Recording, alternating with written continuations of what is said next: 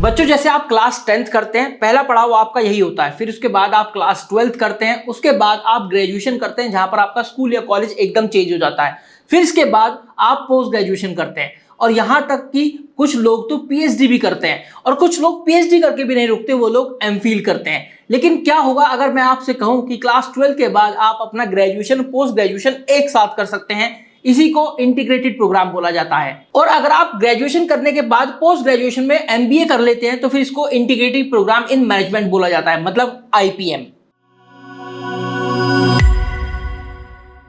आपने बिल्कुल सही सुना। अब आप लोग क्लास 12 के बाद सीधा आईपीएम प्रोग्राम भी कर सकते हैं, जहां पर आप बीए प्लस एमबीए या फिर बीबीए प्लस एमबीए की डिग्री लेकर निकल सकते हैं 5 साल में किसी भी कॉलेज से। लेकिन ये डिपेंड करता है कॉलेज पर जिसमें आपने अप्लाई किया है कि वो आईपीएम की डिग्री प्रोवाइड कर रहा है या नहीं।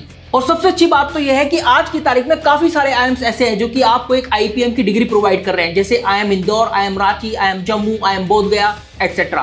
तो आपको क्लास 12 के बाद ग्रेजुएशन करके कैट एग्जामिनेशन देकर फिर आईएम्स में जाने का वेट नहीं करना है। अब आप सीधा क्लास 12 के बाद आईएम्स के लिए एस्पायर कर सकते हैं। आईएम्स के अंदर कौन नहीं जाना चाहता? हैंडसम सैलरी पैकेज पाने का एक मौका, diverse curriculum, huge exposure to real business problems, leadership और एंटरप्रेन्योरशिप ट्रेनिंग और इसके अलावा स्ट्रॉन्ग आरओआई यहां से मिलता है।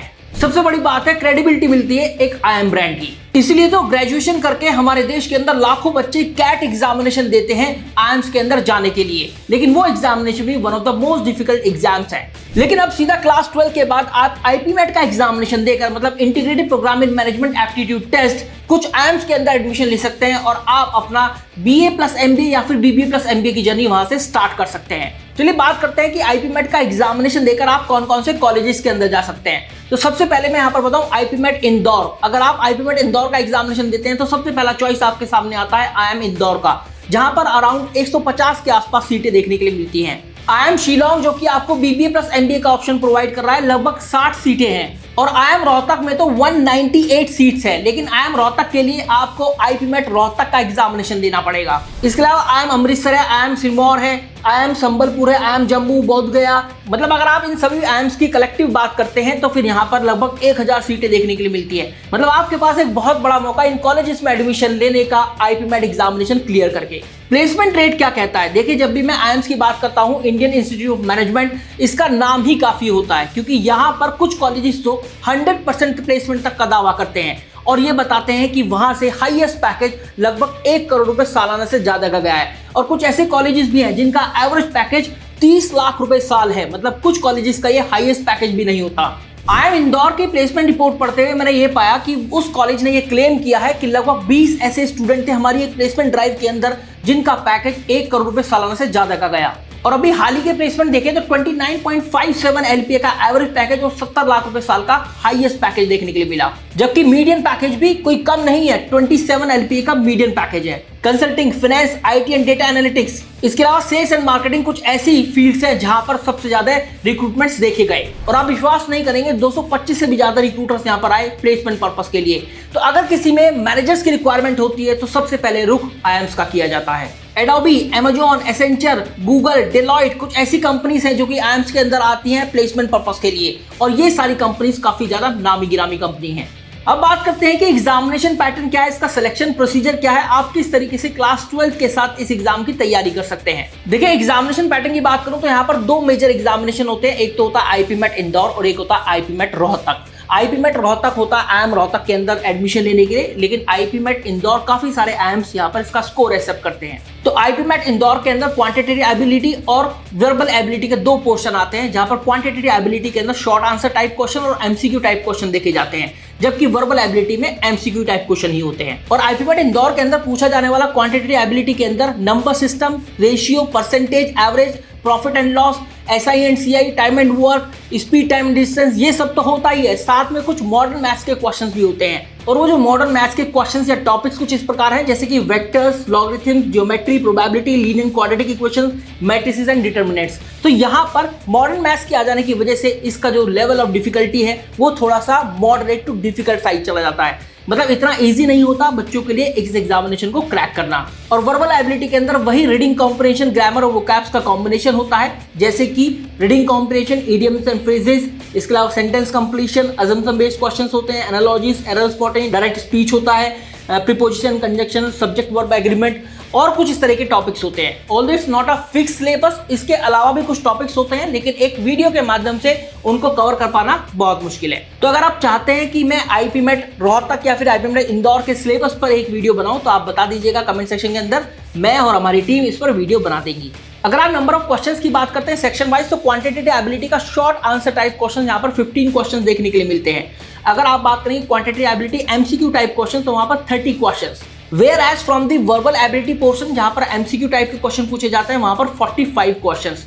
तो कुल मिलाकर 90 क्वेश्चंस आते हैं एग्जामिनेशन के अंदर। हर एक क्वेश्चन क्योंकि 4 मार्क्स का है, तो इस वजह से 360 मार्क्स का ये क्वेश्चन पेपर हो जाता है। -1 की नेगेटिव मार्किंग होती है, लेकिन क्वांटिटेटिव एबिलिटी जहां पर शॉर्ट आंसर टाइप क्वेश्चन पूछे जाते हैं, उनके लिए कोई भी नेगेटिव मार्किंग नहीं होती।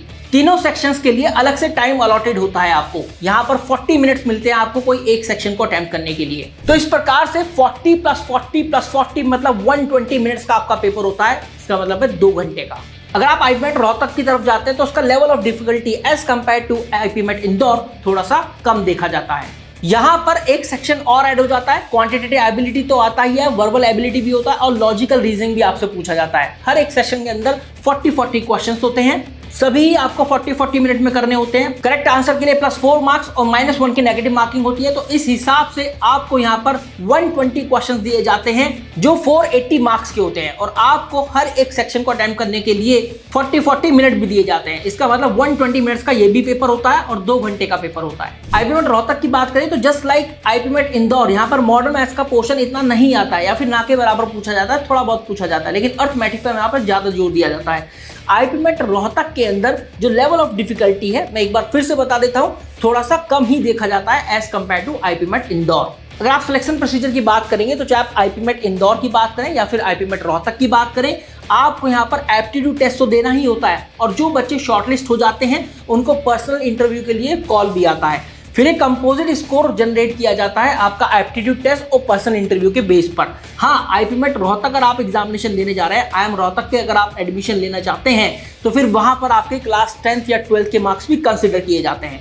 तो ये डिपेंड करता है कॉलेज टू कॉलेज कि किस कॉलेज में क्लास 10th और 12th के मार्क्स को वेटेज दी जा रही है और किस में नहीं दी जाती। जैसे आईएम रोहतक की बात करें तो वहां पर आपका आईपीमेट रोहतक का स्कोर उठाया जाता है, क्लास 10th और 12th का स्कोर भी लिया जाता है, और इसके अलावा आपका पर्सनल इंटरव्यू का भी स्कोर लिया जाता है। फिर इन सब का स्कोर कंसीडर करते हुए एक मेरिट लिस्ट जनरेट की जाती है और फिर आपको एडमिशन लेटर सौंपा जाता है। हाँ, वो अलग बात है कि कोई इंस्टीट्यूट जो एकेडमिक क्वालिफिकेशन है, जैसे क्लास 10th और 12th के मार्क्स को ज़्यादा वेटेज देता है, तो कोई इंस्टीट्यूट पर्सनल इंटरव्यू को ज़्यादा वेटेज देता है। तो आप एडमिशन लेने से पहले इंस्टीट्यूट टू इंस्टीट्यूट अपना एडमिशन गाइडलाइन को जरूर पढ़ लें। एडमिशन गाइडलाइन पढ़ना इसलिए जरूरी है क्योंकि कुछ इंस्टीट्यूट ऐसे भी हैं जो कि क्लास 10th और 12th के मार्क्स को वेटेज नहीं देते हैं, लेकिन उस केस में अगर आपके क्लास 10th और 12th या फिर आपका एकेडमिक बैकग्राउंड काफ़ी अच्छा है, आपके परसेंटेज काफ़ी अच्छा है, तो आपको इंटरव्यू देते टाइम एक अच्छी एज भी मिल जाती है, क्योंकि इंटरव्यूअर पर भी एक अच्छा इंपैक्ट पड़ता है उस टाइम पर। तो अगर आप finance, consulting, analytics, management, leadership या फिर एंटरप्रेन्योरशिप के अंदर अपना करियर बनाना चाहते हैं, तो क्लास 12 के बाद एक आईपीएम प्रोग्राम ज्वाइन करना आपके लिए एक बेहतर चॉइस होगी। आईपीएम मतलब इंटीग्रेटेड प्रोग्राम इन मैनेजमेंट, और इसके लिए आप आईपीमेट का एग्जामिनेशन दे सकते हैं। अगर आप चाहते हैं कि हमारी टीम आपको और अच्छे से गाइड करे और इस पर फ्री ऑफ कॉस्ट काउंसलिंग दे, तो आप हमारा यूट्यूब पोस्ट पर दिया गया एक लिंक होगा फॉर्म का, उसको फिल कर सकते हैं। विदिन 24 आवर्स हमारी टीम आपको कॉल कर लेगी, या फिर आप इस वीडियो का डिस्क्रिप्शन फील्ड और पिन कमेंट भी चेक कर सकते हैं to fill that particular form, so that you can get a call from our team. तो दोस्तों, this was all about the video. I hope मैंने आईपीमेट एज अ कीवर्ड को आपको बहुत ही सरल तरीके से समझा दिया है।